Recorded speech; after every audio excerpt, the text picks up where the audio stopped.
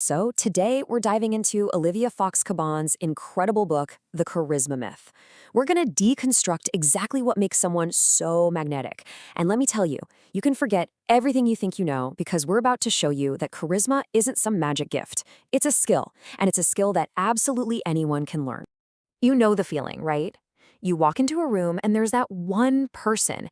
Everyone is just drawn to them, hanging on their every word. It really does feel like they have some kind of superpower, something the rest of us just weren't born with.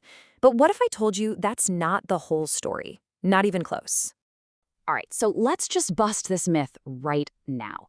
The big idea we're told is that charisma is innate, it's magical, it's something you either have or you don't. But the reality? It's a science. It's a set of specific, learnable behaviors. Think about it this way. Charisma isn't something you have, it's something you do. And if you want proof, look no further than Steve Jobs. Seriously, go on YouTube and find some of his early presentations. He was shy, kind of awkward, his voice was shaky, he was not the icon we remember. But he deliberately worked on it, year after year. That incredible transformation just goes to show that this whole personal magnetism thing, it can be built piece by piece. So if we're going to build it, what are the building blocks? Well, Cabane's entire model boils down to three core components. First up is presence, and honestly, this is the big one. It's all about being completely in the moment with the person you're talking to. You're not thinking about your grocery list, you're not planning what you're going to say next, you're just there. And when you give someone that kind of complete attention, they feel seen, they feel heard, and they feel like they matter. It's incredibly powerful. Next up, we have power. Now hold on, this isn't about being a tyrant or dominating people. It's about the perception that you have the ability to get things done. It's that quiet confidence that comes from your knowledge, your position, or your influence. People are just naturally drawn to those who seem like they can affect the world around them. And finally, there's warmth. Warmth is what makes your power not just impressive, but inviting. It's that feeling you project that says, I care about you and I'm on your side. It's the goodwill that turns your influence into a genuine connection. Because, power without warmth can be really intimidating. But power with warmth, that's what creates true magnetism. Okay, so you can't just fake these things. Your body language is basically a billboard for what's going on in your mind. Which means if you want to have real charisma, it all has to start by winning your own internal game. We all have these internal roadblocks, right? Maybe your shoes are uncomfortable, or you're anxious about a big meeting, or that little voice of self-doubt is chirping in your ear. All those little negative feelings, they leak out in your posture, in your facial expression, in your tone, and they can totally sabotage your charisma without you even realizing it.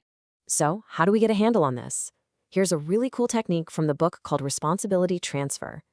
The next time you feel a worry pop up, just take a second, acknowledge it, then imagine handing that burden over to something bigger than you, the universe, fate, whatever works for you. It might sound a little strange, but it's an amazing mental trick to offload that anxiety so you can get back to being present. Here's another pro-level tool, one that elite athletes and performers use all the time: visualization. Right before that important moment, close your eyes and vividly relive a past success. I mean, really relive it. Hear the praise, see the smiles, feel that surge of confidence. Your brain doesn't really know the difference between a vivid memory and reality, so this technique literally floods your body with the chemistry of confidence right when you need it most. All right, so once we've got our mind in the right place, let's talk about a few simple, practical habits that can have a huge impact on how we're perceived. First one, try pausing for 2 full seconds before you speak. Yeah, it might feel a little awkward at first, but it communicates so much confidence. It sends this subconscious signal that you're so comfortable, you're not worried about anyone interrupting you. It makes what you say next sound that much more thoughtful and important. Number 2, lower the intonation of your voice at the end of your sentences. You know how when we ask a question, our voice goes up at the end? When we do that in a statement, it makes us sound uncertain. But when you make a conscious effort to let your voice go down at the end of a sentence, it's perceived as more authoritative, more confident. And number 3, this one might actually surprise you. Reduce how often and how quickly you nod. Now, of course, a nod shows you're listening, but constant, rapid-fire nodding can actually lower your perceived power. A slower, more deliberate nod is way more impactful. When you really boil it down, a lot of these techniques come back to this brilliant insight from the master, Dale Carnegie. Charisma isn't really about trying to be the most interesting person in the room. It's about being the most interested. That's the real secret to generating that warmth and presence that people love. But here's the crucial part. This is not about trying to become a clone of some charismatic celebrity. The real key is to find a style of charisma that is authentic to you. Cabane actually lays out 4 main styles. See if you recognize yourself in one of these. Are you the focus type, like Bill Gates, with those intense listening skills?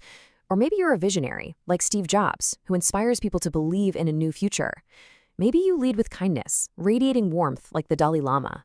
Or perhaps you project authority and conviction, like Margaret Thatcher. Knowing your natural style is the first step to amplifying. So, charisma. It's not a myth, and it's not magic.